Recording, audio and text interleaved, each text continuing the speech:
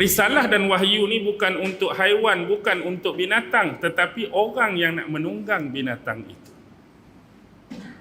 Dan bila buraq ini dinisbahkan dengan haiwan yang tak ada akal tapi bernafsu, jadi perilaku, keadaan, situasi, condition Rasulullah dalam peristiwa ni, Nabi tunggang buraq ke buraq tunggang Nabi? Nabi tunggang buraq. Maksudnya setiap manusia ni dibekalkan apa yang haiwan tu ada. Haiwan tu ada nafsu, kita hak tunggang pun ada nafsu. Sama seperti marah tadi. Tak ada siapa pun boleh buang nafsu dia. Tapi nafsu ni untuk dididik. Sebab tu buraq disediakan pelana dan tali kekang. Jadi sepanjang menjalani kehidupan sebagai manusia, sebagai hamba Allah, kita yang kena tunggang nafsu. Tunggang pun ada pelana, ada tali kekang untuk kontrol. Lebih sangat ni hang ni, tak boleh. Kalau lebih sangat, jadi hang pula memperkudakan aku. Lebih sangat, hang pula akan tunggang aku. Kita yang kena kawal dia.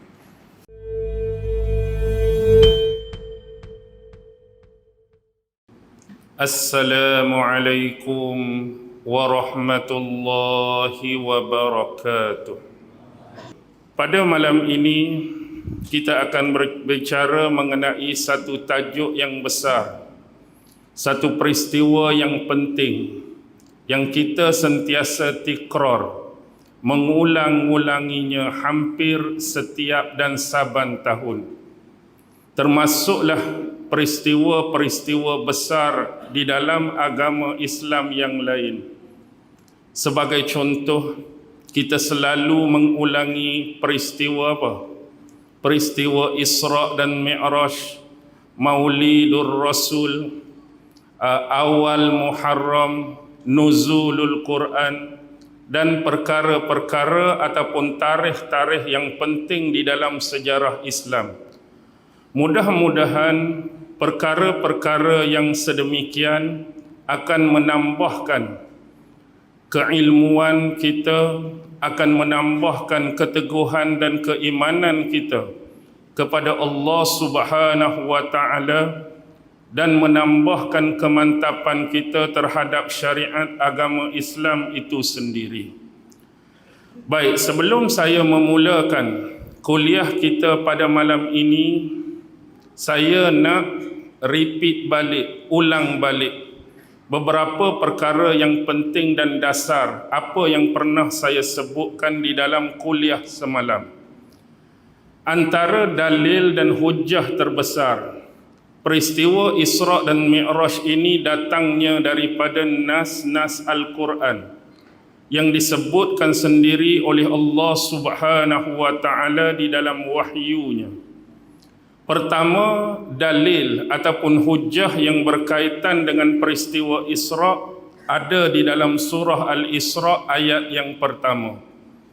Manakala hujah dan dalil berkaitan berlakunya peristiwa Mi'raj ada di dalam surah An-Najm pada ayat 13 hingga ayat yang ke-18.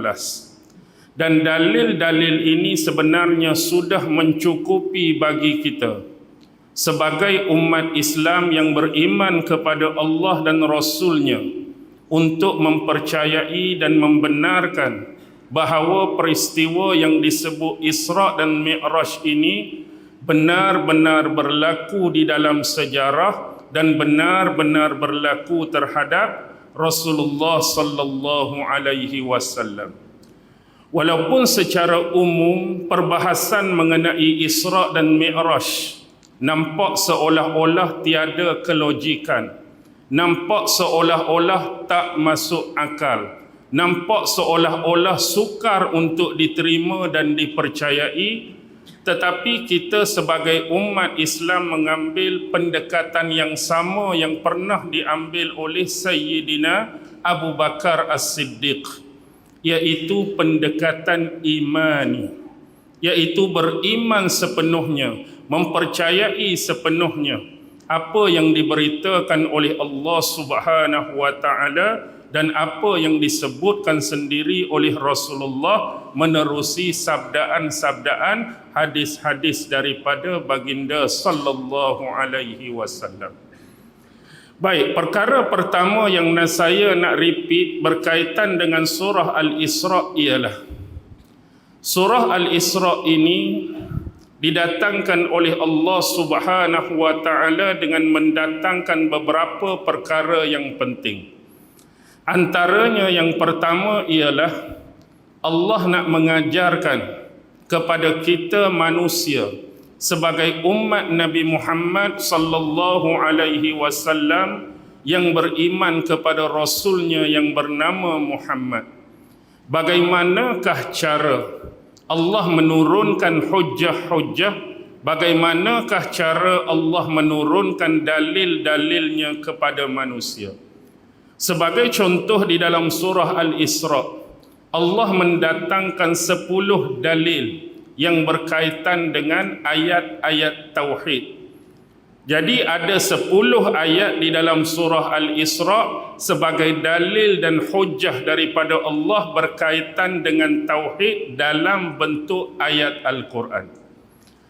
Manakala ada 5 ayat di dalam surah Al-Isra yang mana Allah mendatangkan hujjah dan dalil dalam bentuk mukjizat yang Allah kurniakan kepada Nabi dan Rasulnya. Ada 5 ayat. Itu kepentingan yang pertama. Manakala kepentingan yang kedua ialah di dalam surah Al-Isra juga mengajarkan kepada kita di dalam istilah ilmu tafsir disebut amalan 3 serangkai. Ini istilah ilmu tafsir. Apa dia sebenarnya amalan 3 serangkai? Amalan 3 serangkai ini ialah bila seseorang manusia ataupun hamba Allah dalam kehidupan dia diuji oleh Allah. Mungkin dia dimusibahkan oleh Allah dengan sesuatu keadaan, situasi ataupun peristiwa. Jadi apa tindakan melalui amalan 3 serangkai? Bila kita hamba kepada Allah, Allah uji kita, Allah musibahkan kita dengan keadaan tertentu. Yang pertama, jangan sesekali kita mensyirikkan Allah Subhanahu wa taala. Yang kedua, jangan berlakukan kezaliman terhadap orang lain. Dan yang ketiga, senantiasa dan berterusan melakukan kebaikan, ikhlas kerana Allah Subhanahu wa taala. Jadi duduk dalam mana-mana situasi dan keadaan kita diuji dan dimusibahkan oleh Allah, jangan lupa 3 benda ni.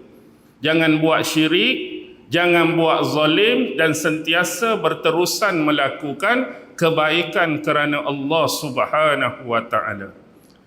Dan yang ketiga, kepentingan yang disebutkan di dalam surah Al-Isra ialah mengenai kaedah dan cara-cara yang diajarkan oleh Allah bagaimana kita nak mentadbirkan, dengan kata lain nak mendakwahkan agama ini iaitu Islam kepada manusia lain. Jadi mentadbir ataupun mendakwahkan agama ni bukan sesenang seperti kita berbicara dan bercakap, tetapi ada aturan dia, ada kaedah dia, ada teknik-teknik dia, ada cara-cara dia yang akan memudahkan penerimaan kepada dakwah yang kita lontarkan kepada masyarakat, juga disebutkan di dalam surah Al-Isra. Jadi itu ada beberapa perkara yang penting secara sepintas lalu. Jadi terus kita pergi kepada tajuk utama ataupun poin kita pada malam ini. Pertama, bila kita sebut tentang hikmah Isra dan Mi'raj, nombor 1 kita perlu faham mengapa peristiwa Isra dan Mi'raj ini berlaku ke atas junjungan besar Nabi Muhammad sallallahu alaihi wasallam. Boleh dikatakan bahawa peristiwa ini terjadi adalah kerana bentuk tasliyah. Apa dia tasliyah? Tasliyah boleh kita katakan sebagai pujukan. Tasliyah boleh kita katakan sebagai bentuk hiburan. untuk merawat duka seseorang. Dan dalam kes ini adalah merupakan strategi, merupakan perancangan daripada Allah untuk memujuk dan menghiburkan hati Rasulullah sallallahu alaihi wasallam yang dilanda kedukaan dan kesedihan ekoran berlakunya beberapa peristiwa yang menyayat hati terhadap diri Rasulullah sallallahu alaihi wasallam. Baik, perkara penting yang perlu disebutkan di sini ialah bila kita sebut tentang figure, personality, individu yang bernama Muhammad. Benar, Nabi Muhammad ini adalah seorang Nabi. Ya. Muhammad ini adalah seorang Rasul. Ya. Muhammad ini adalah seorang Nabi dan Rasul yang terakhir pun ia. Nabi Muhammad adalah Habibullah, kekasih Allah ia. Nabi Muhammad dikurniakan mukjizat yang hebat dan besar. Nabi Muhammad pernah membulah bulan, ia. Nabi Muhammad pernah di-Isra' Mi'rajkan oleh Allah pun benar. Tetapi dari sudut kita melihat Nabi Muhammad sebagai Nabi dan Rasul, tetapi tidak pernah dinafikan dan terbuang sifat kemanusiaan, naluri kemanusiaan, jiwa kemanusiaan, perasaan kemanusiaan tetap ada pada diri Rasulullah sallallahu alaihi wasallam. Apa yang saya nak maksudkan ialah Allah tak mengurniakan pada diri dan jiwa, naluri dan perasaan Rasulullah kebal daripada peristiwa-peristiwa yang melingkungi sejarah kehidupan baginda. Dalam sejarah bila Rasulullah berdakwah, Rasulullah menerima penentangan, Rasulullah menerima penolakan daripada golongan-golongan bangsawan, golongan-golongan pembesar dan elit di Mekah.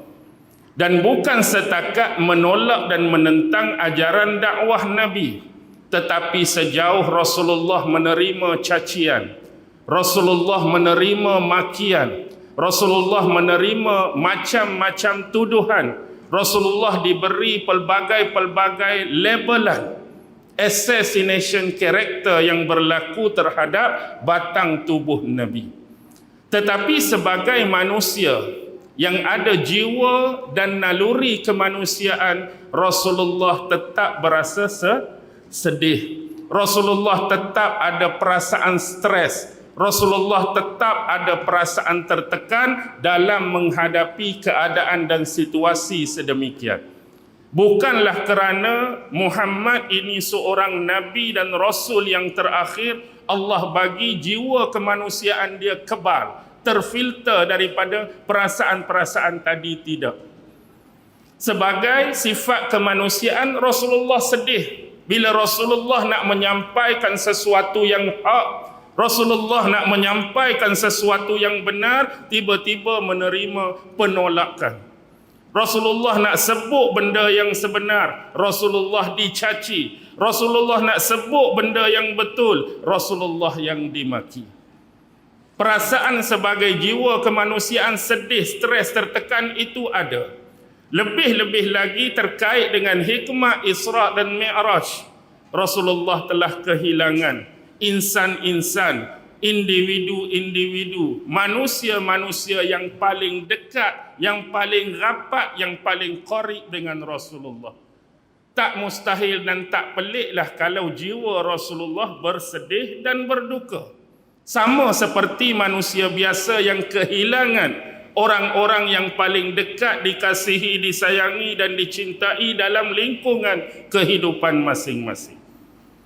Ini berlaku kepada Rasulullah. Jadi cara Allah nak menghiburkan hati Nabi ialah diberinya mukjizat yang terbesar ini, memperjalankan Rasulullah dalam satu malam dari Masjidil Haram ke Masjidil Aqsa dan Mi'raj, dari setiap lapisan-lapisan langit sampai ke Sidratul Muntaha dan seterusnya menghadap Rabbul Jalil Allah Subhanahu wa taala, sekaligus menerima pensyariatan salat 5 waktu daripada Allah Subhanahu wa taala. Baik, peristiwa inilah yang kita nak sebut. Rasulullah kehilangan insan-insan yang begitu dekat dalam kehidupan baginda. Jadi sebelum Rasulullah kehilangan 2 individu yang penting dalam hidup baginda lebih awal, berlaku pada 1 Muharram tahun yang ke-7. Bukan tahun yang ke-7 Hijrah, tetapi tahun yang ke-7 Rasulullah diangkat menjadi Rasul. Tahun ke-7 Rasulullah diangkat menjadi Rasul bersamaan 1 Muharram. Apa peristiwa besar yang berlaku? Keseluruhan bangsa-bangsa Arab Quraisy yang dimulai, yang didominasi oleh 2 suku, iaitu suku Bani Makhzum dan suku Bani Abdus Syams, telah melakukan pemboikotan total terhadap 2 Bani yang dekat dengan Rasulullah, iaitu Bani Hashim dan Bani Muttalib. Ini berlaku selama dalam tempoh berapa? 3 tahun. Bayangkan kalau bermula 1 Muharram tahun yang ke-7 kenabian. Kita ambil pukul rata secara ringkas, tahun ke-8 baru setahun, tahun ke-9 2 tahun, tahun yang ke-10 3 tahun. 3 tahun berlaku pemboikotan ekonomi. Maksudnya orang-orang Arab yang luar daripada Bani Hashim dan Bani Muttalib dilarang sama sekali untuk melakukan antaranya ialah pernikahan, perkahwinan dengan kedua-dua bani ini. Berkahwin pun tak boleh, berkahwin pun tak dibenarkan. Apatah lagi sejauh melakukan jual beli dan hubungan transaksi dengan 2 bani ini. Jadi kalau kita ada kedai runcit, mari 2 bani ni Hashim tu contoh. Mari 2 ni nak membeli ke, nak buat apa ke, jangan melakukan urusan perniagaan, urusan ekonomi, urusan transaksi dengan mereka. Yang akibat daripada pemboikotan ekonomi ini menyebabkan kedua-dua bani ini menghadapi apa dia? Kelaparan, krisis ekonomi, krisis makanan, krisis minuman. Sehingga kan mereka ni memakan daun-daun kayu. Ada yang memakan akar-akar pokok. Ada yang merebus kembali kulit-kulit binatang yang ada dalam simpanan mereka dan sebagainya untuk dijadikan sumber makanan dan minuman. Amat-amat memerihkan, amat-amat menyedihkan.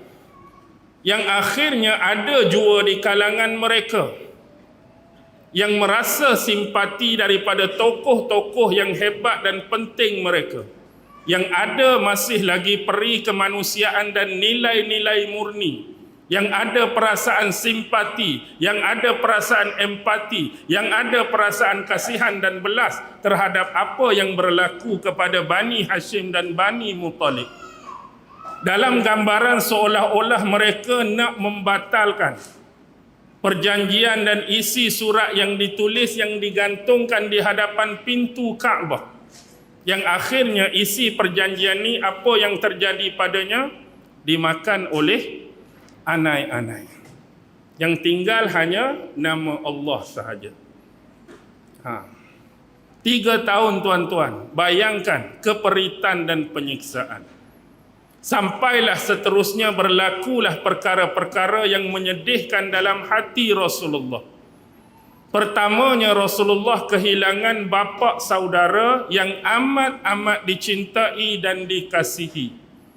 Walaupun dalam sejarah kita tahu bahawa Abu Talib yang menjaga Nabi, yang protek Nabi, yang senantiasa melindungi Nabi daripada ancaman-ancaman pembesar musyrikin Mekah, dia wafat, dia meninggal dalam keadaan tidak memeluk agama yang didakwahkan oleh Rasulullah sallallahu alaihi wasallam.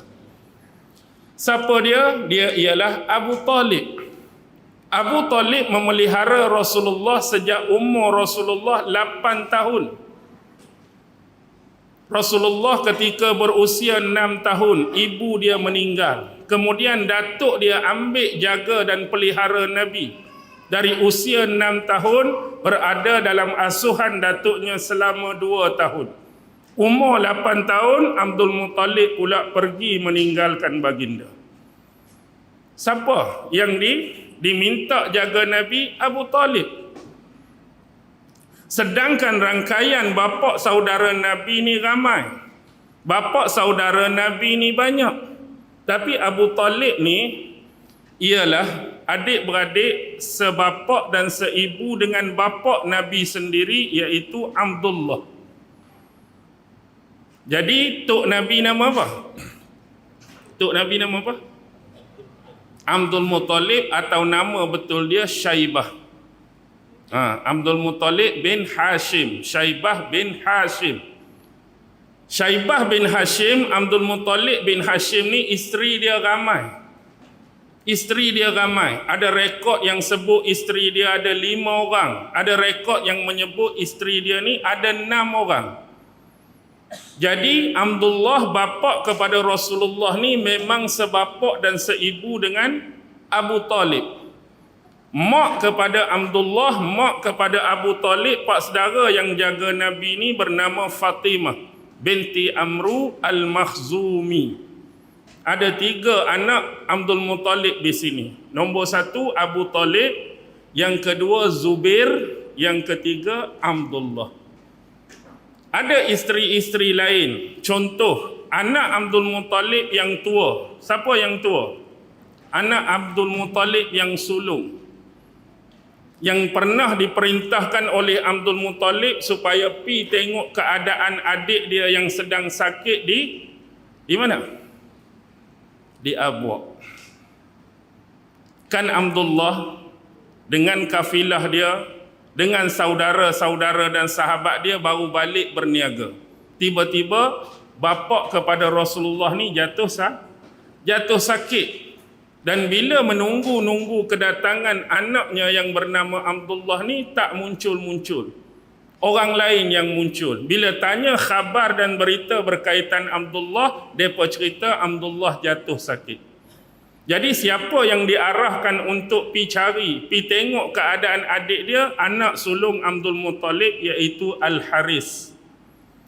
Al-Haris ni dia mak dengan Safiyah. Safiyah ni isteri Abdul Muttalib. Kalau Al-Haris ni mak dia nama Safiyah.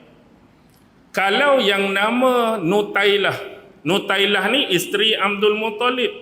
Kalau Nutailah ni mak kepada Abbas, pak saudara Nabi Abbas lah, sepupu Nabi Abdullah ibnu Abbas tu.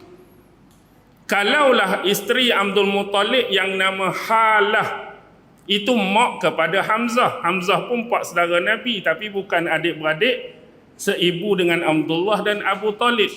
Ada isteri Abdul Muttalib yang bernama Lubna. Lubna ni mak kepada Abu Lahab. Mak lain pula. Abu Lahab tu pak saudara Nabi juga. Tu contoh. Cuma nak sebut hak betul-betul sebapa dengan seibu Abu Talib, Az-Zubair dan Abdullah. Jadi Abu Talib ni jaga Nabi. Sejak Nabi daripada kecil dibawa Nabi berniaga, belajar berniaga ke Syam, hidup berdikari. Dan dia mempunyai tanggungan anak-anak yang agak ramai.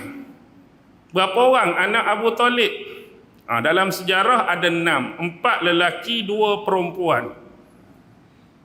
4 lelaki. Pertama Talib. Sebab tu gelaran dia Abu Talib. Yang kedua Ja'far. Ja'far bin Abi Talib yang syahid dalam perang apa ni? Hak 3 orang tu. Rasulullah kata kalau kawan ni wafat, kawan ni ganti. Kalau kawan ni wafat, kawan ni ganti. Siapa? Perang apa tu? Ingat tak perang Mu'tah? Zaid bin Harisah. Zaid bin Harisah wafat, siapa yang ambil?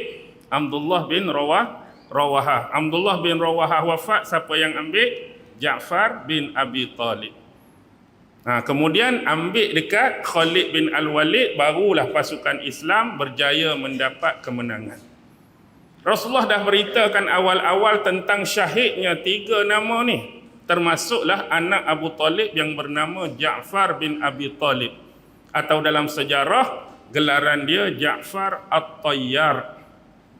Ja'far At-Tayyar. Dia ada sedikit kisah yang agak melucukan. Dulu saya ada kawan di sekolah menengah Arab, dengan nama ni lah dinamakan oleh bapak dia. Tapi sebab Arab tu At-Tayyar, jadi polis hak Melayu ni nak tulis dia jadi Ja'far Tayyar. Jadi kami pun duk panggil kat dia Ja'far Tayyar lah. Sebab dia tak buat Y tu dua. Dia buat T-A-Y-A-R. Yang dia nak maksudkan Ja'far Tayyar tu lah. Tapi sebab ejaan begitu, kami pun duk kelui dia Ja'far Tayyar lah. Sebenarnya Ja'far At-Tayyar. Kemudian sepupu Nabi lah, hak kahwin dengan anak Nabi, menantu Nabi, Ali bin Abi Talib.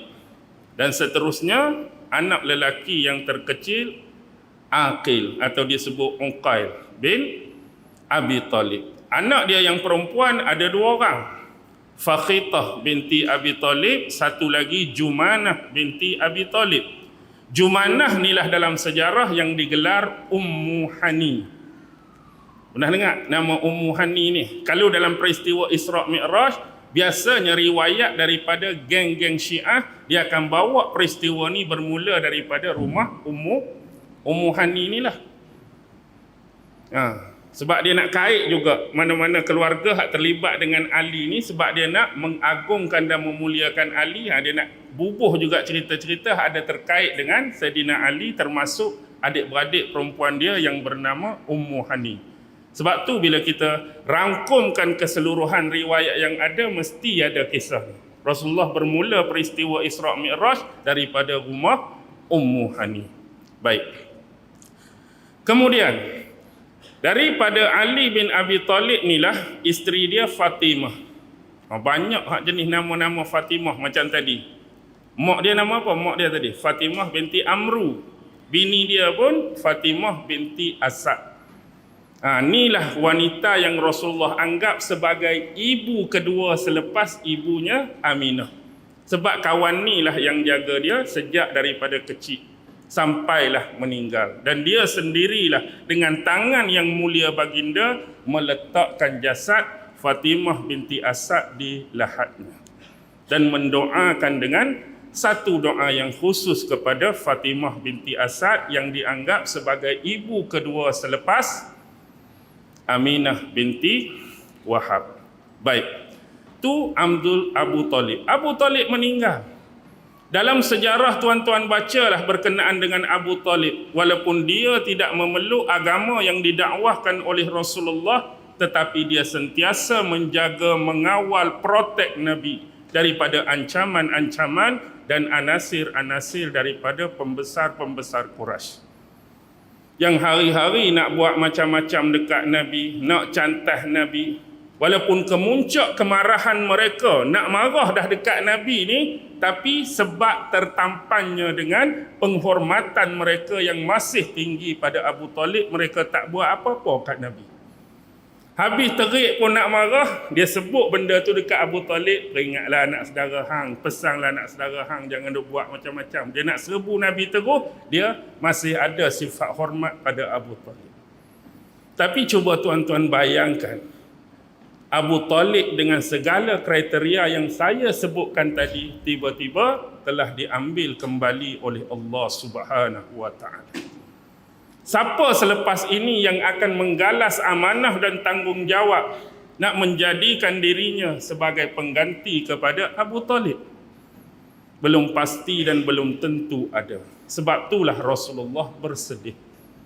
Dalam riwayat menyebutkan 2 bulan kemudian, barulah Rasulullah kehilangan isterinya yang dicintai dan dikasihi, iaitu Khadijah. Siapa Khadijah? Wanita mulia yang dikahwini oleh Rasulullah. Dalam riwayat menyebutkan beliau dilahirkan 68 tahun sebelum berlakunya peristiwa hijrah. 68 tahun sebelum hijrah. Maksudnya ketika hijrah Umur dia jadi berapa patut? 68 lah. Sebab sebelum 68. Tapi tak sampai lah. Sebab apa tak sampai? Sebab dia wafat sebelum berlakunya hijrah. Dia wafat sebelum berlakunya Isra' Mi'raj. Jadi untuk kita buat conclusion ataupun padanan, kalaulah dia lahir 68 sebelum hijrah. 68 sebelum hijrah. Jadi Rasulullah kena umur berapa sebelum hijrah? 40, 13 tahun di Mekah. Jadi umur Rasulullah ketika hijrah 53. 68 tolak 53, 15. Jadi 25 Rasulullah, 40 Khadijah kahwin. 40 tolak 25, 15. Itulah. Baik. Dia adalah wanita yang mulia di sisi masyarakat Arab Quraisy. Bapanya meninggal di dalam peperangan Fijar. Pernah dengar dalam sejarah peperangan Fijar ketika usia Rasulullah ni masih muda. Ada riwayat-riwayat yang menyebutkan Rasulullah cerita dalam peristiwa Fijar ni, Rasulullah tu ikut dalam peperangan tapi tak bawa senjata. Apa tugas Rasulullah dalam peperangan? Ikut pak saudara dia, duduk belakang pak saudara dia, dia tolong kutip panah-panah hak tak kena, panah-panah hak tersesasar, bagi balik kat pak saudara dia. Contoh bila berlaku panah memanah tu, ada hak tak kena, ada hak tersasar. Jadi dia kutip balik, bagi kat pak saudara dia, akan panah balik kepada pihak musuh. Okey, tu sejarah perang Fijar. Jadi dia ni ialah siapa sebenarnya? Khadijah binti Khuwailid. Khuwailid bin Asad, Asad bin Abdul Uzza, Abdul Uzza bin Qusay. Jadi sambung tak dengan keturunan Nabi pada datuknya yang bernama Qusay, Al-Qurashiyah Al-Asadiyah. Ibu dia ialah Fatimah juga. Fatimah binti Zaidah. Dia ni adalah keturunan suku Arab Quraisy daripada kabilah Bani Amru bin Lu'ay. Tu. Maksudnya dia adalah orang yang apa? Orang yang terhormat. Zaman jahiliyah Khadijah ni digelar At-Tahirah. Apa dia Tahirah? Wanita yang suci, wanita yang bersih, wanita yang mulia. Jadi Rasulullah adalah lelaki yang ketiga dalam sejarah kehidupan Khadijah yang dikahwini dalam hidupnya. Jadi kalau dalam sejarah, kalau kita tengok tu, Rasulullah ni adalah suami yang ketiga. Maksudnya sebelum ni Khadijah pernah berkahwin dengan dua orang individu lelaki. Pertama, Khadijah pernah berkahwin dengan Abu Halah bin Zurarah bin Nasabi At-Tamimi. Yang kedua, dia berkahwin dengan Atiq bin Ais bin Umar bin Makhzum. Itulah dua suami yang pernah dikahwini sebelum ni. Jadi Rasulullah adalah suami yang ketiga dalam kehidupan Khadijah. Dan mereka dikurniakan berapa orang anak? Cuba bilang anak Nabi. Apa dia? Zainab, Ruqayyah, Ummu Kulsum, Fatimah. Kemudian anak lelaki Qasim. Sebab tu gelaran Rasulullah Abul Qasim, Abdullah. Jadi dia ada seorang lagi anak Ibrahim, tapi bukan dengan Khadijah, tapi dengan Maryah Al-Qibtiyah, seorang wanita yang dihadiahkan oleh Mekaukis daripada Mesir. Maryah Qibtiyah. Dia dua beradik. Mekaukis Mesir hadiahkan dua orang. Jadi satu tu adik dia nama Sirin. Adik dia nama Sirin Rasulullah berikan kepada seorang sahabat. Jadi sahabat tu mengahwini adik dia Sirin, Rasulullah ambil siapa? Ambil Maryah Qibtiyah. Dapatlah Ibrahim yang wafat ketika berusia 18 bulan. Dalam sejarah kan bila Ibrahim wafat tu terjadi gerhana matahari itu. Jadi Rasulullah memperingatkan bahawa terjadinya gerhana ni bukan kerana kematian seseorang, tapi itu adalah tanda kebesaran daripada Allah Subhanahu wa taala buat solat. Solat gerhana matahari. Baik.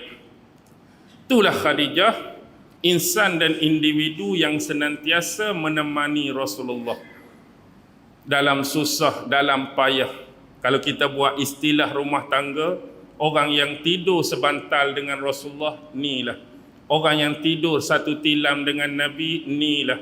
Orang yang hidup dalam satu bumbung rumah, inilah. Berkongsi kehidupan suka dan duka bersama Rasulullah sallallahu alaihi wasallam. Dan Khadijah ni dia ada perniagaan. Kalau tuan-tuan baca betul sejarah dan sirah Nabi ni, Khadijah ni dia ada perniagaan pembuatan kulit. Pembuatan kulit. Jadi Rasulullah ni dia beli kulit-kulit daripada, kan orang duk semelih tu, dia beli kulit-kulit, kemudian Rasulullah samak. Rasulullah samak kulit tersebut. Jadi Rasulullah jual secara borong kepada orang-orang yang nak menggunakan kulit tu. Jadi contoh, geng-geng buat tali pinggang, pergi ambil. Rasulullah jual borong. Rasulullah tak ada kedai apa lah. Bila dia siap tu ada dah orang nak ambil. Kalau bahagian nak buat baju kulit ke, nak buat bahagian kasut ke, nak buat bahagian slipper ke, terus ambil dengan Rasulullah sallallahu alaihi wasallam. Begitulah cara Rasulullah berniaga dulu pun. Rasulullah dia tak ada kedai, dia tak ada mat. Tetapi dia bawa barang-barang daripada Mekah, dia jual habis. Jadi dia akan beli pula barang-barang yang akan menjadi keperluan penduduk di Mekah bila balik. Bila balik tu bukan kata buka kedai yang jual dak. Dia apa? Kita kata ni. Jual supplier, dia jual langsung. Ni nak. Itulah cara Rasulullah berniaga. Jadi akhirnya wanita mulia ni wafat. Jadi di sini kita ada dua perbandingan. Perbandingan yang pertama, orang yang sentiasa menjaga dan protek Nabi dari luar rumah, Abu Talib telah meninggal. Dan satu lagi individu yang sentiasa berkongsi kehidupan dengan baginda, yang sentiasa meringankan beban baginda dari dalam rumah adalah Khadijah.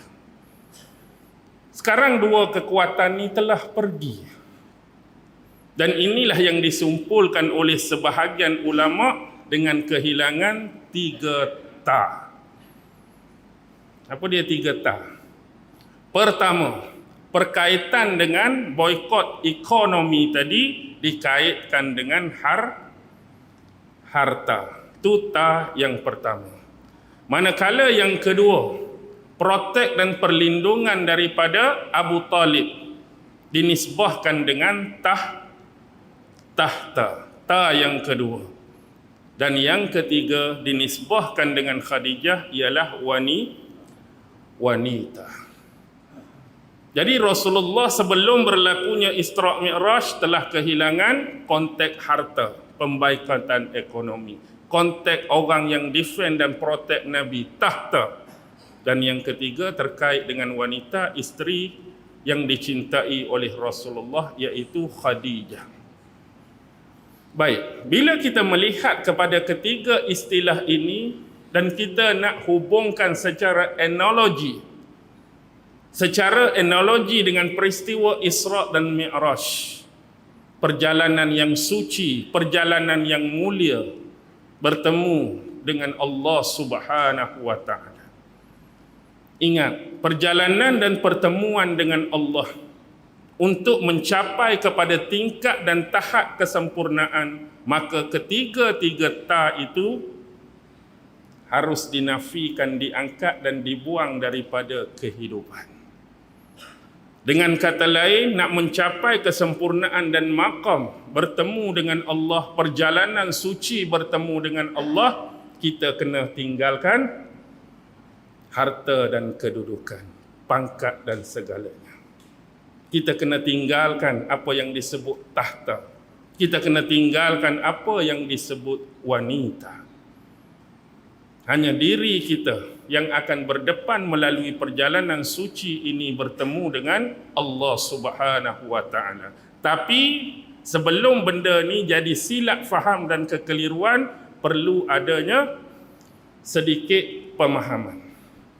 Sebagai manusia, kita sebagai hamba Allah yang Allah jadikan sebagai khalifah di muka bumi untuk memakmurkan muka bumi, untuk mentaati segala perintah Allah dan menjauhi segala bentuk larangan-larangannya. Sebagai manusia yang hidup di atas dunia, apa yang dikurniakan dan diberikan oleh Allah Subhanahu wa taala ini tidak menjadi apa? Tidak menjadi sebarang permasalahan kepada kita. Sebab sewaktu kita hidup, kita duduk atas dunia. Dan perkara-perkara ini adalah keperluan.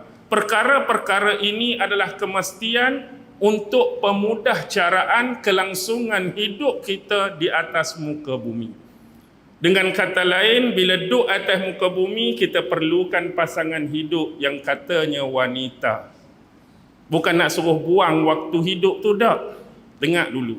Yang kedua, kita juga perlukan harta untuk kita hidup. Kita nak makan, kita nak minum, kita nak beli, kita nak guna, kita nak pakai, memerlukan harta.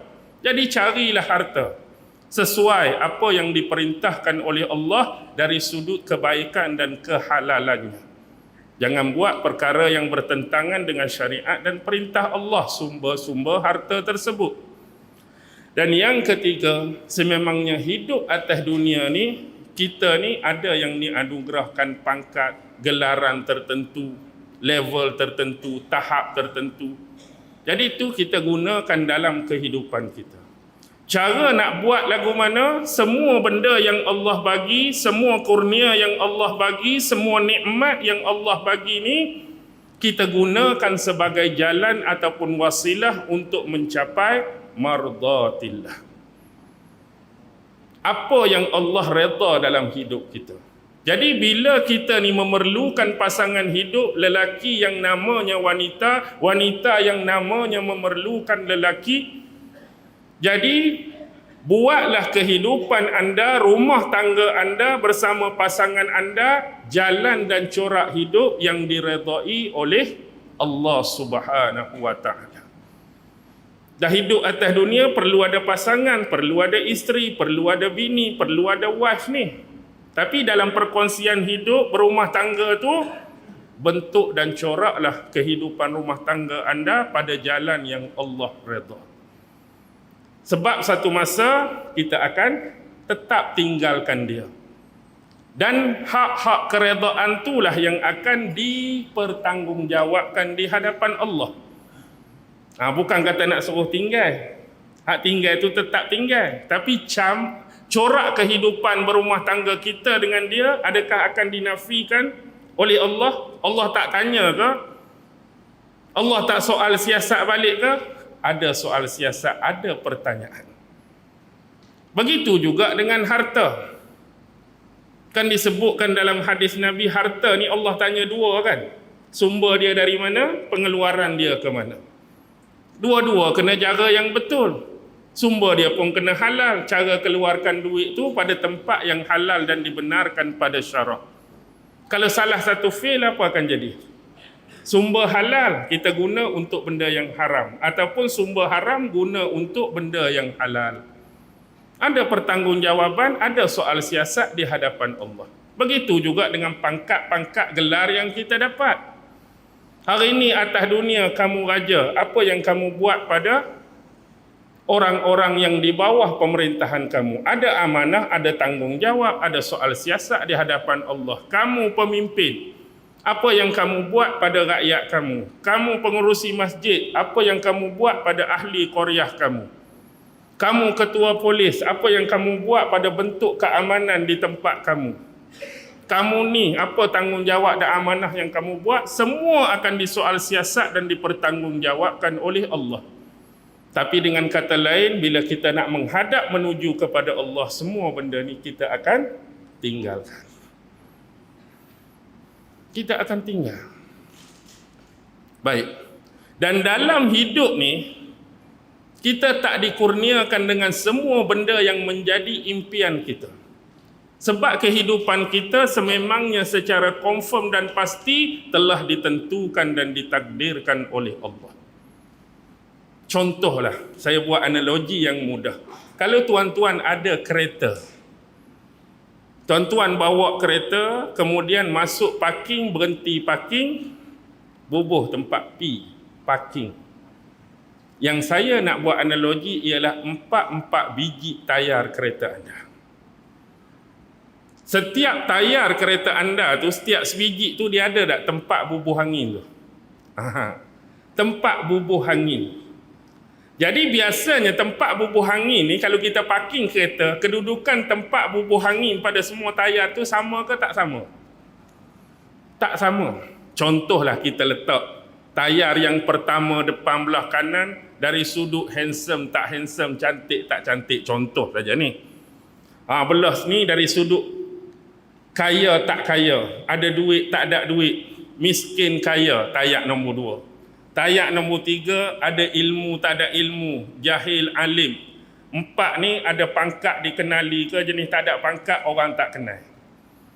Jadi mungkin tayar pertama hak belah kanan tu, takdirnya duduk belah atas tempat angin. Duduk belah atas tu kita kata Allah bagi handsome, smart kita ni. Tapi tayar belah kiri belum tentu duduk belah atas. Dia duduk belah bawah sekali. Handsome tapi miskin. Lepas tu hak ni duduk tengah-tengah. Dia bukan duduk atas, dia bukan duduk bawah, dia duduk tengah-tengah. Bab ilmu tadi, nak kata alim sangat pun tak, nak kata jahil sangat pun tak, okeylah, tahulah sikit-sikit. Lepas tu hak belah ni, hak jenis ada pangkat tak ada pangkat, duduk bawah sekali. Maksudnya orang yang tak dikenali, orang awam biasa, netizen biasa. Tu takdir Allah katakan untuk anda. Tapi kereta orang lain bila parking, adakah akan sama bentuk tempat angin tu dengan anda? Tak. Anda tadi handsome, kawan tu duduk bawah sekali. Bila duduk bawah sekali jadi apa? Tak berapa handsome. Tapi anda miskin, dia kaya. Gelap pun kaya. Lepas tu alim, duduk belah atas alim, tapi orang tak kenal. Tapi kalaulah Allah bagi advantage, semua kebetulan parking tu duduk belah atas belakang. Maksudnya apa? Tu kelebihan kurniaan Allah bagi pada anda. Handsome pun handsome. Semua orang nak handsome ni. Yang kedua, kaya pun kaya. Yang ketiga, alim pun alim. Yang keempat, orang yang ada pangkat, orang yang kenal. Tu advantage lah, kelebihan yang Allah bagi pada kita. Tapi nak habaknya, ketentuan yang Allah bagi tu masing-masing kita tak sama. Boleh faham tak analogi tu tak? Nama lepas ni duk main unduk bini pun kata, pasal apa ni masuk parking tak betul ke, nampak macam betul, tiba-tiba unduk masuk balik. Rupanya dengar ceramah ustaz, dia undur masuk balik tu, dia nak suruh semua duduk belah atas. Tu tak akan melibatkan kehidupan sebenar anda, tu analogi saja. Analogi saja.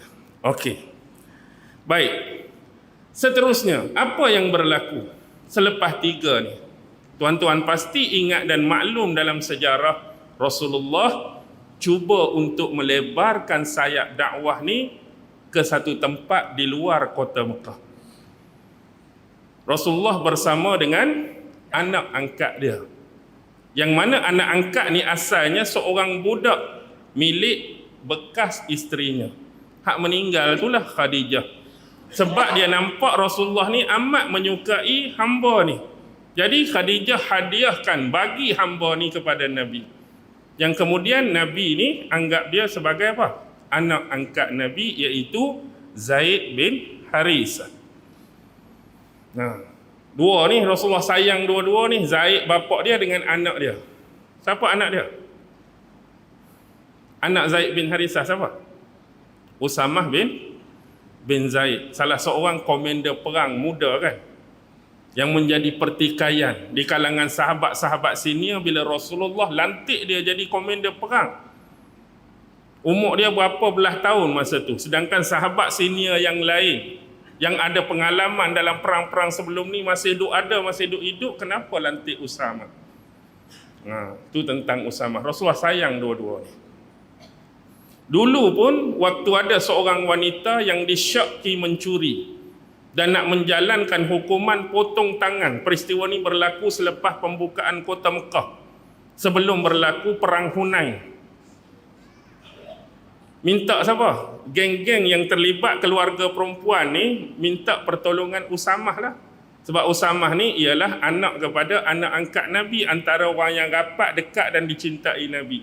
Tujuan dia nak suruh Usamah ni jadi kabel lah, usah-usah. Wujudlah ringankan, jangan bagi potong tangan. Merah muka Rasulullah.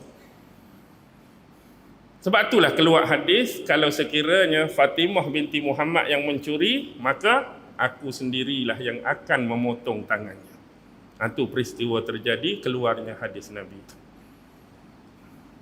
Tak ada basa-basi tentang soal hukuman dan ketetapan daripada Allah, tak kira dia tu siapa, sehingga Nabi mengungkapkan kalaulah anak perempuannya sendiri Fatimah tu yang mencuri pun, Nabi akan potong dan kerat tangan.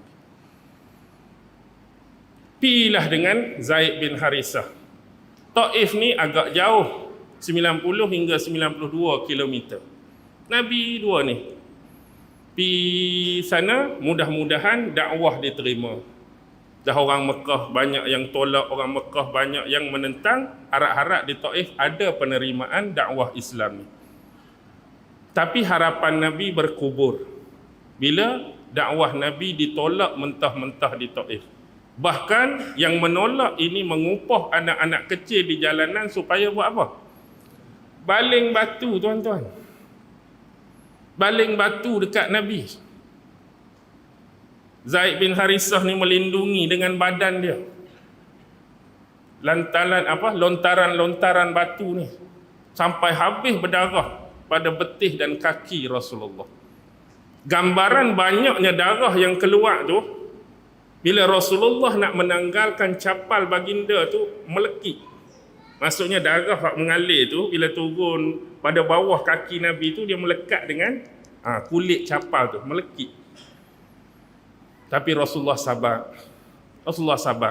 Jadi Rasulullah balik, Rasulullah sempat berehat di dusun milik dua beranak, dua beradik. Dua beradik ni duduk di Mekah tu paling kuat lawan Nabi. Tapi di Taif mereka ada kebun. Jadi tak pelik lah. Mereka orang hebat di Mekah, orang kaya di Mekah, mereka ada kebun di Taif. Kita hari ni lah, duduk di Kelantan pun ada tanah di Melaka.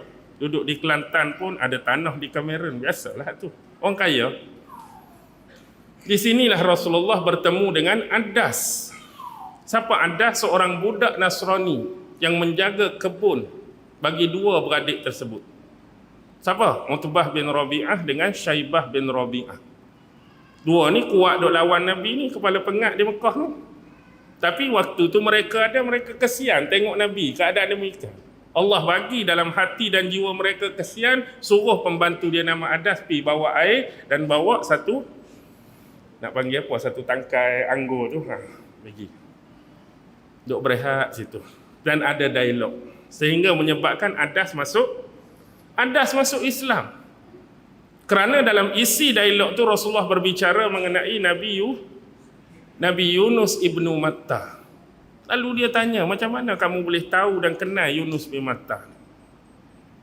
Kerana dia adalah saudaraku dalam dakwah. Maksudnya jaluran salasilah para nabi-nabi yang sebelum aku juga bawa dakwah seperti yang aku bawa. Jadi dia percaya dekat Nabi, dia beriman dengan Nabi. Sekurang-kurang menyejukkan hati Rasulullah. Hal lain tu tolak, ada seorang yang beriman dengan Rasulullah. Dan ada tawaran daripada malaikat penjaga gunung kan. Kalau Rasulullah nak, dia pun nak pergi hempak penduduk Taif. Tapi Rasulullah tak mau benda tu berlaku. Tengok rahmat dan rahimnya hati dan jiwa Rasulullah. Kalaulah mereka hari ini tak mau beriman, Rasulullah mengharapkan apa? Vision masa depan. Anak dan cucu mereka menerima dakwah yang aku bawa. Jadi kalau Rasulullah minta malaikat tu hempak, apa jadi? Habis berkuburlah generasi tu. Mati pula dalam keadaan tidak beriman dan kufur kepada Allah dan Rasulnya. Tapi kalau dibiarkan hidup, berkemungkinan anak cucu generasi seterusnya akan beriman dengan dakwah Nabi. Lihat apa yang berlaku. Selepas perang Hunain, kan berlaku perang Taif. Kan pembukaan kota Mekah jadi peristiwa nak potong tangan. Jadi perang Hunain, perang Taif. Apa tu? Baru perang Tabuk yang last. Kalaulah kita duduk keadaan macam tu, lagu mana?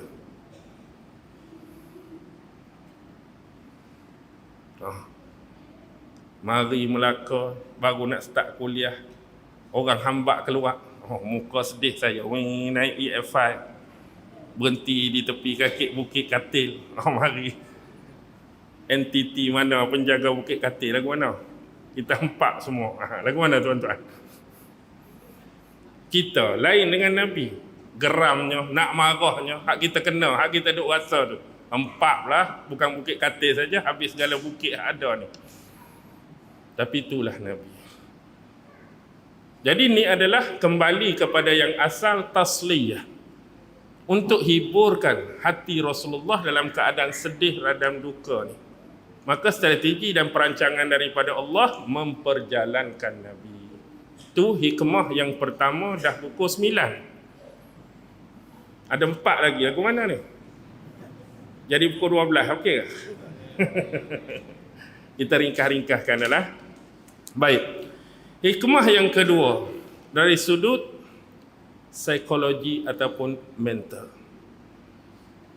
Dari sudut psikologi ataupun mental, Isra' dan Mi'raj ni adalah program pendidikan daripada Allah Subhanahu wa Ta'ala yang berbentuk holistik dan integrasi.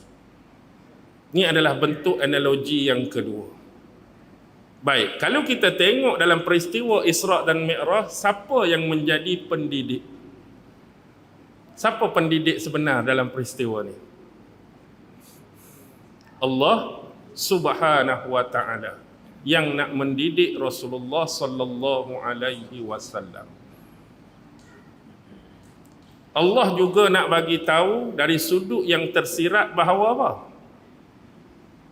Bahawa selepas Rasulullah kehilangan orang hak duk jaga Nabi, duk protect Nabi, orang hak sentiasa meringankan kehidupan dalam keluarga Nabi ni, selepas ni yang akan gantikan hal tersebut adalah Allah Subhanahu wa Ta'ala, yang senantiasa dan berterusan akan jaga Nabi, akan shield Nabi, akan protect Nabi, akan lindungi Nabi, dan akan sentiasa mendengar keluhan-keluhan, akan sentiasa mendengar doa-doa daripada Rasulullah sallallahu alaihi wasallam. Sebab tu dalam ayat 1 surah Al-Isra' belakang tu, innahu huwas samiul basir, yang maha mendengar, yang akan senantiasa mendengar doa, hajat, keluhan, permintaan daripada Rasulullah sallallahu alaihi wasallam. Al-Basir, yang maha mengetahui, yang senantiasa melihat, yang senantiasa memantau perbuatan-perbuatan dari Rasulullah sallallahu alaihi wasallam. Jadi pendidik adalah Allah.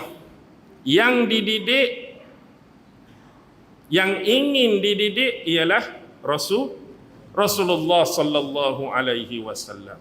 Facilitator dalam proses pendidikan tu siapa?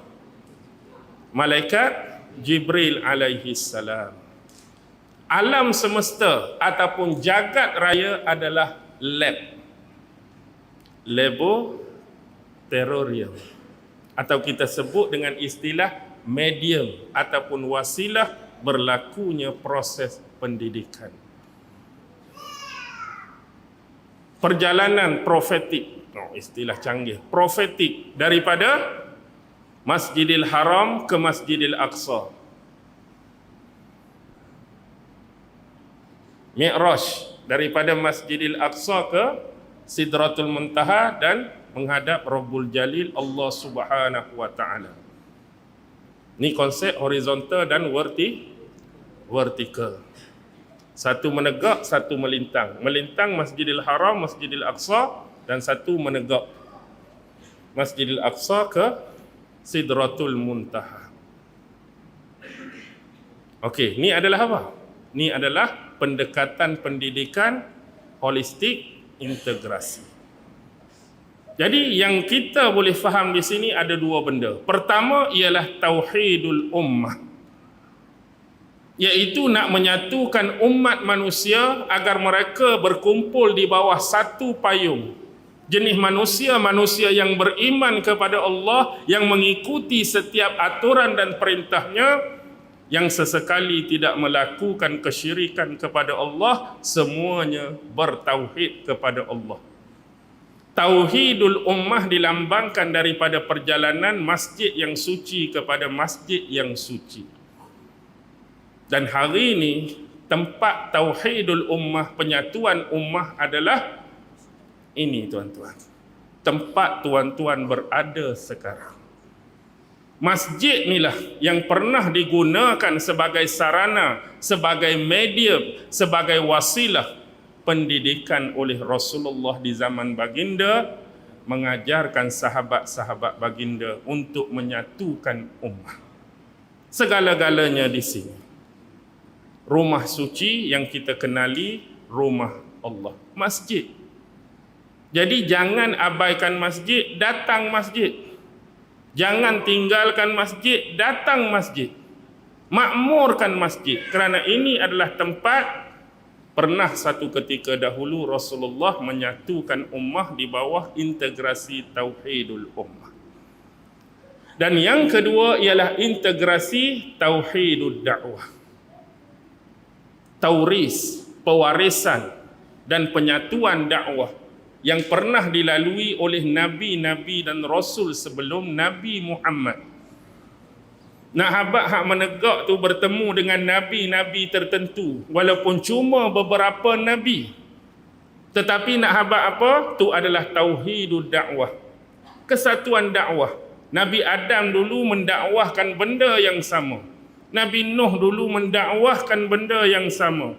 Nabi Ibrahim benda sama, Nabi Musa benda sama, Daud, Sulaiman benda sama, sampailah kepada Nabi Isa, Nabi yang terakhir Muhammad sallallahu alaihi wasallam pun mendakwahkan tauhid. Jangan sesekali mensyirikkan Allah Subhanahu wa taala. Ini penting. Saya tak mau syarah panjang sebab masa kita sikit. Yang ketiga, cuba kita fahami konsep bermulanya. Bermulanya Rasulullah sallallahu alaihi wasallam. Rasulullah ni dari Masjidil Haram nak pi ke Masjidil Aqsa. Bila Jibril membawa baginda ke sumur telaga Zamzam. Di situ berlakulah apa? Pembedahan. Dada Rasulullah buat kali yang kedua selepas berlakunya di perkampungan Bani Sa'ad bin Bakar. Waktu itu Rasulullah di bawah asuhan dan jagaan ibu susuan dia, Halimah binti Abi Zu'aib atau dikenali Halimatun Sa'diyah. Itu pembelahan yang pertama. Kali ini yang kedua. Jadi apa yang dikeluarkan oleh Jibril daripada dada Nabi? Jantung hati Nabi. Kemudian dibasuh dengan apa? Air Zamzam. Dibuang sifat-sifat alaqahnya.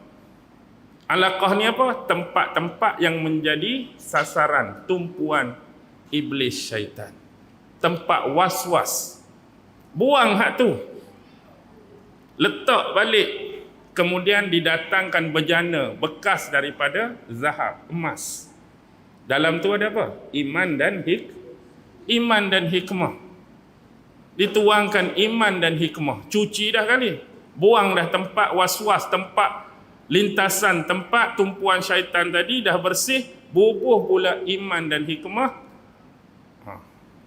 Istilah hak saya nak sebut, kena jahit balik dah. Lepas belah kena jahit balik. Wallahu alam lah hakikat sebenar. Saya tak boleh nak sebut hakikat sebenar. Cara Jibril belah pun kita tak tahu. Cara Jibril hak kata basuh pun tak tahu. Cara tuan iman dan hikmah pun lagu mana. Cara dia nak tangkuk balik pun lagu mana. Itu wallahu alam. Jadi bila Nabi sebut benda tu, kita terima benda tu sebagai kebenaran. Kemudian disediakan seekor binatang tunggangan yang namanya burraq. Lebih besar daripada kaldai dan lebih kecil daripada bighal. Sifatnya disebutkan dalam hadis. Jadi binatang ni mendekati Rasulullah, kemudian menundukkan tubuhnya sehingga bawah perutnya rapat kepada lantai. Rasulullah naik Kemudian ditemani oleh Jibril, mulalah perjalanan. Jadi di sini analogi yang saya nak bawa ialah seseorang hamba kepada Allah Subhanahu wa taala bila dia nak memulakan perjalanan menuju dan menghadap Allah Subhanahu wa taala, benda yang sama yang dia perlu buat pada diri dia. Benda yang sama dia perlu buat pada diri dia. Maksudnya kenapa? Kena belah. Bukan suruh tuan-tuan balik ambil golok ke parang belah, sungguh tak. Belah di sini menyikapi hal tersebut. Maksudnya hati kita, jantung kita ni kena disucikan, dibersihkan dengan ibadah-ibadah, amalan-amalan, zikir-zikir yang disyariatkan dalam agama mengikut ajaran Nabi Muhammad sallallahu alaihi wasallam. Jadi nak buang benda-benda yang kita sebut sebagai sifat-sifat mazmumah. Apa dia ulama-ulama sebut? Hak senangnya 10 benda. Saya sebut secara ringkas. Pertama, syarrut ta'am. Apa dia? Banyak makan. Yang kedua, syarrul kalam. Banyak berbicara, banyak bercakap. Bukan kata tak boleh makan, bukan kata tak boleh cakap, terlebih sangat. Orang makan sedang-sedang, dia tu terlebih makan. Itu benda tercela. Ni pula bukan kata tak boleh bercakap, bukan kata duk diam suruh bisu, diam 1000 bahasa. Dia terlebih bercakap. Bila terlebih bercakap, banyak berlaku salah pada perkataan. Bila banyak salah berlaku pada perkataan, banyak mengundang kepada dosa. Yang ketiga, al-ghadab, pemarah. Marah. Baran kita panggil. Benda ni ada pada setiap manusia. Dia bukan boleh buang. Dia datang ni nak suruh didik. Agama datang, syariat datang nak suruh didik benda ni. Marah tak boleh buang. Pilah tuan-tuan cari klinik mana doktor. Saya ni baran kuat, marah kuat. Bagaimana? Doktor suntik boleh 3 dos, biar marah tu hilang. Boleh tak? Tak boleh. Marah tu perlu dididik. Marah perlu ada. Kenapa marah perlu ada? Hak marah yang tak boleh, marah saja-saja nak marah. Tak ada benda yang patut marah pun marah. Tak ada benda yang kena marah pun marah. Tapi bila berlaku saat agama anda dihina dan dipijak, keluarkanlah marah tu. Di saat Nabi dan Rasul anda dihina dan dipijak, keluarkan marah. Di saat pencipta dan Tuhan anda diperolok-olok, dipermain-mainkan, keluarkan marah anda. Sewaktu hak-hak anda dicerobohi, isteri anda dicerobohi, harta anda dicerobohi, anak-anak anda dibunuh dan dibuli, keluarkan marah. Dia ada tempat dia. Hak tak bolehnya saja-saja ni, tak ada kerja. Yang keempat, al-hasad. Apa hasad? Dengki. Nanti kita hurai. Nanti kuliah yang keempat. Yang kelima, bakhil, kedekut. Yang keenam, hubbul jah, cintakan pangkat, kebesaran. Hubbul dunia, yang ke-8. Yang ke-7. Apa dia hubbul dunia? Cinta dunia, materialism. Lepas tu 8, 9, 10 tu hak selalu terkait. Apa dia? Sombong, riak, ujub. Sombong apa? Bangga diri, membesar diri. Kerana iblis sombonglah dia dihumban ke dalam pula. Ke dunia. Tu kawan tu hak duk syurga dah tu. Bukan duk kaki 5, bukan duk caukit rut, duduk syurga. Hanya kerana punya sifat sombong, Allah umban ke dunia. Kita hak duk atas dunia berguni-guni, bertang sombong, rasa nak masuk. Ujub, bangga diri. Ujub, bangga diri. Bahasa budak muda apa ini ujub? Terpaling, tahu terpaling. Maksudnya kalau kita duk sembang bab alim, dia akan rasa apa? Dia terpaling alim. Ujub ni dia rasa-rasa. Dia rasa dia demikian tapi orang lain tak rasa pun. Bahasa mudah perasan lah. Terpaling. Kalau orang cerita bab kaya, dia akan rasa apa? Dia lah terpaling kaya. Kalau bab terror, dia terpaling terror. Kalau hebat, dia rasa dia terpaling hebat. Dia saja letak perasaan tu pada dia, sedangkan orang lain tak anggap dia apa-apa. Ujub, bangga diri. Riya, menunjuk-nunjuk. Dia tunjukkan hak nikmat Allah bagi. Kalau dia handsome, dia tunjuk cara handsome. Kalau dia kaya, dia tunjuk cara kaya sebagaimana Korun duk tayang. Dia bukan tayang harta Korun. Dia tayang kunci khazanah dia baru. Harta dia tak tahu, makhzan dia, khazanah dia duk mana. Dia suruh orang pikul apa dia? Kunci baru. Kita hari ni tunjuk duit lah, tunjuk rumah lah, tunjuk perniagaan lah. Ada juga tunjuk kunci pun. Tak. Minum kopi lambang bintang 3. Mercedes lah tu. Lambang gelang 4. Dia gelang 4. Audi lah tu. Itu contoh. Itulah kita hak tayang kunci kita. Takkan nak bawa kunci rumah serabut dah. Ni kunci bilik air, ni kunci bilik nombor 1 lah tu. Melampau dah pula. Okey. Dan perjalanan ni bila kita suci kan kena isi dengan apa? Nak menghadap Allah. Benda tadilah. Iman dan hikmah. Kalau dalam ayat Quran ada yang sahabat-sahabat dan ulama-ulama salaf ni menafsirkan hikmah tu juga adalah sunnah Nabi. Jadi seiringkanlah Al-Quran, keimanan dan sunnah Nabi ni dalam kita nak berjalan. Kalau kita nak berjalan, berjalan. Bila berjalan sampai di mana? Sampai di masjid. Itu simbolik apa? Itu perlambangan apa? Tempat terakhir kita sebelum jasad kita diletakkan di liang lahat. Siapa-siapa pun tuan-tuan, berakhirnya kematian kita dengan apa-apa keadaan sekalipun, kemalangan ke, jatuh bukit ke, terjun laut ke, jatuh pokok ke, last sekali selepas orang mandi, selepas orang kapan, selepas orang di mana anda disolatkan?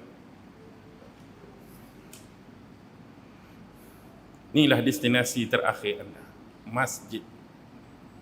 Selepas tu jasad anda akan dikuburkan di liang lahat. Roh anda akan mi'raj menghadap Allah Subhanahu wa taala. Baki lagi diterima atau tak diterima. Malaikat nak buka pintu langit ke tak mau buka, tu je. Jadi dia adalah simbolik dan perlambangan perjalanan hidup kita manusia dalam nak menuju kepada Allah. Tu yang benda kita nak bawa sebelum berakhirnya kehidupan kita. Kena ada kenderaan yang laju, kena ada kenderaan yang pantas. Itulah amalan-amalan soleh kita. Bekal dia ialah iman dan hikmah. Bekal dia ialah dibuang sifat-sifat mazmumah. Hati ini kena sentiasa dicuci dan dibersihkan. Barulah ada penerimaan dan makbulnya di sisi Allah Subhanahu wa taala. Itu yang ketiga. Yang keempat ialah analogi, integration, integrasi dan keseragaman antara penduduk langit dan penduduk bumi. Kalau hari ini kita ada wire nak cah telefon kita, kita kena pasang plat, bubuh USB Type-C tu dekat telefon kita, bubuh saja dia tak akan jadi apa-apa kat telefon tu. Tuan-tuan kenapa? Switch on. Barulah integrasi tu berlaku, keseragaman tu berlaku.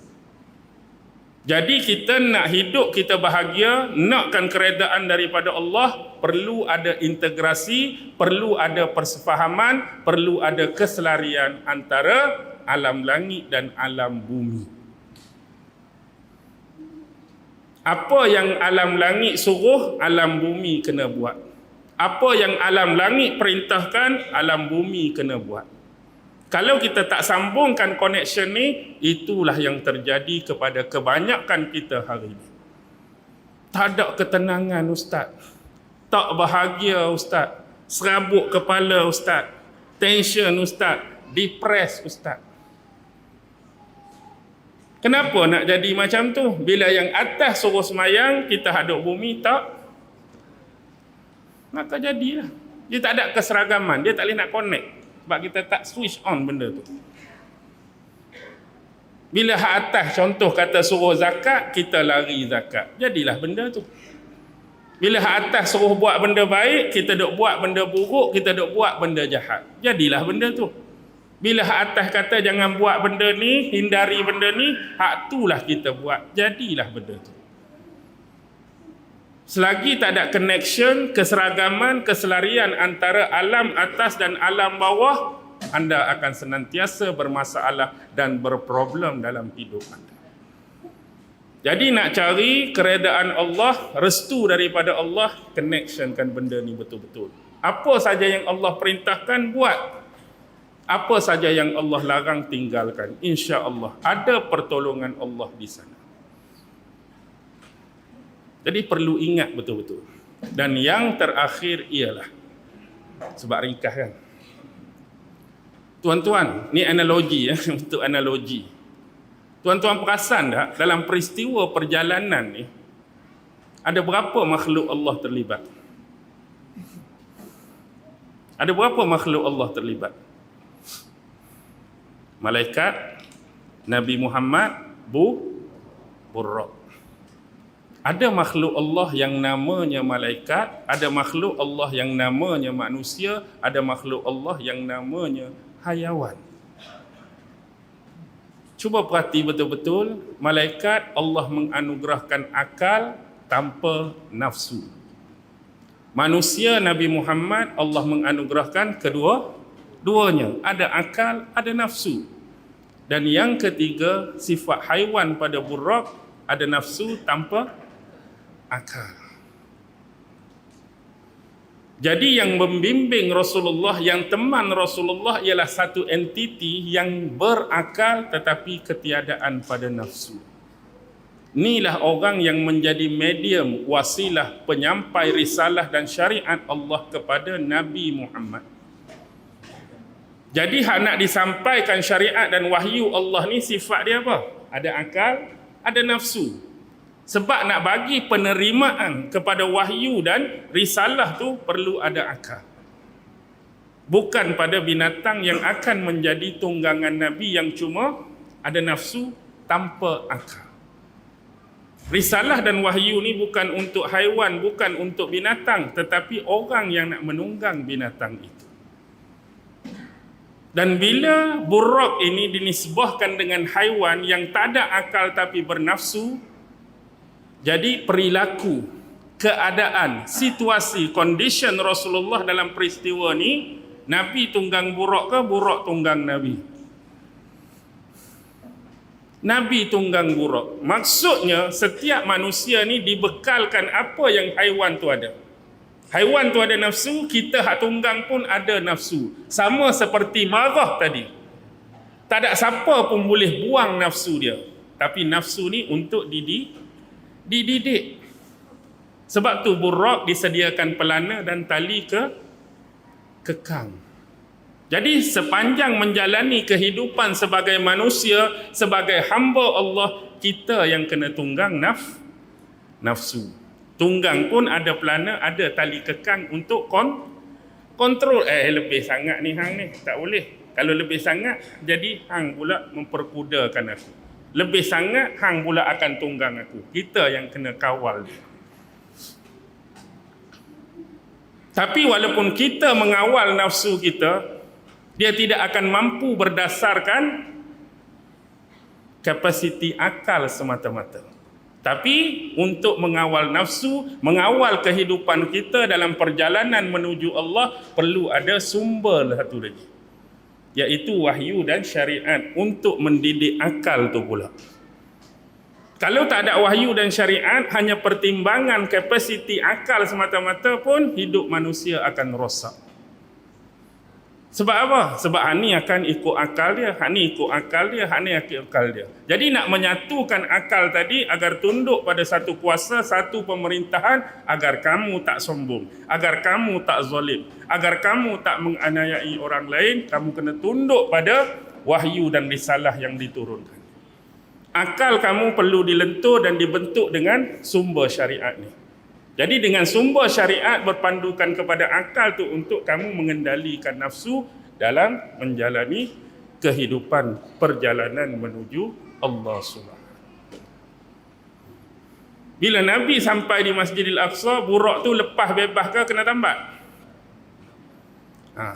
Nafsu ni dia kena ikat dan tambat. Kalau lepas, dia akan meliar. Bila dia meliar, habis. Nafsu liar. Faham sendirilah. Tu analogi ya. Nanti faham, ayat mana ni ustaz? Tafsir mana ni? Tak akan jumpa lah. Sebab tu saya sebut analogi. Ibrah. Kita ambil kefahaman tu. Kena tambat. Lepas tu bila nak mi'raj, bawa sekali tak? Burak bawa sekali tak mi'raj ke tinggal kat bawah? Tinggal kat bawah. Nafsu tidak diperlukan lagi. Hak tadi kita nak bawa hati iman yang suci. Maka dengan itulah pintu-pintu langit akan dibuka sampai kita menghadap kepada Hadratul Qudus Rabbul Jalil Allah Subhanahu wa ta'ala. Cuma ada juga pertanyaan daripada orang awam. Biasalah orang semalam pun saya sebut jenis orang hak suka bertanya, banyak mulut nak tanya. Kita pun bukan tahu jawapan. Dia kata pasal apa Nabi ni saja yang Rasulullah jumpa, pasal apa tak jumpa Nabi lain? Manalah saya tahu pasal apa? Ke tuan-tuan tahu? Pasal apa langit pertama Nabi ni tak Nabi ni? Pasal apa Nabi ni saja Nabi jumpa, bukan Nabi lain? Itu tak tahulah. Sebab Nabi sebut dalam hadis begitu, mungkin ada hikmah yang kita tak jumpa lagi jawapannya. Kenapa hanya Allah mempertemukan Nabi-Nabi ni dalam setiap dimensi dan lapisan langit-langit tersebut. Ulangan balik. Langit pertama Nabi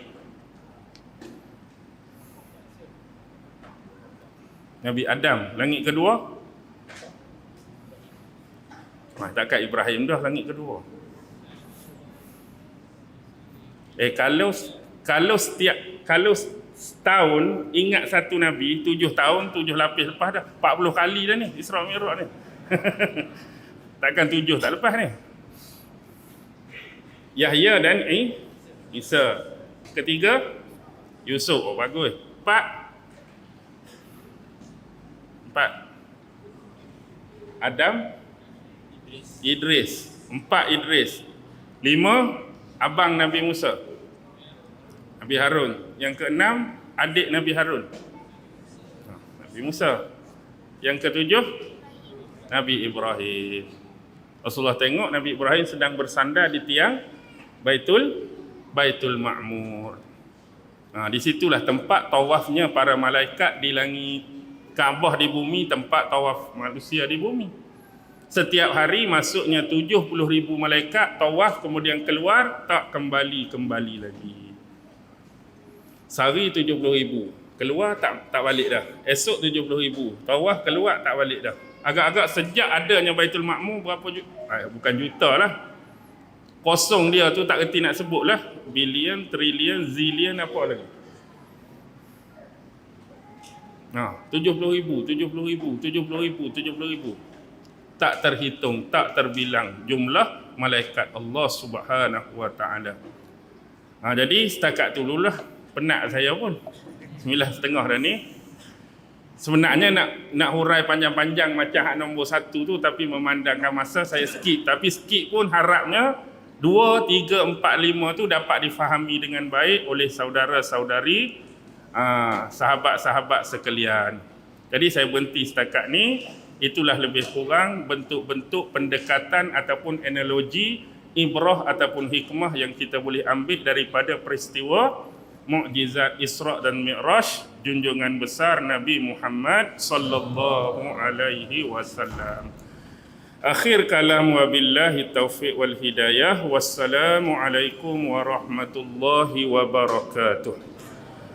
أعوذ بالله من الشيطان الرجيم. بسم الله الرحمن الرحيم. اللهم إنك تعلم أن هذه القلوب قد اجتمعت على محبتك والتقت على طاعتك وتوحدت على دعوتك وتعاهدت على نصرة شريعتك فوسق اللهم رابطتها وأدم ودها واهدها سبلها واملأها بنورك الذي لا يخبو واشرح صدورها بفيض الإيمان بك وجميل توكل عليك وأحيها بمعرفتك وأمتها على الشهادة في سبيلك إنك نعم المولى ونعم النصير وصلى الله على سيدنا محمد وعلى آله وصحبه وسلم سبحان ربك رب العزة عما يصفون وسلام على المرسلين والحمد لله رب العالمين الله أكبر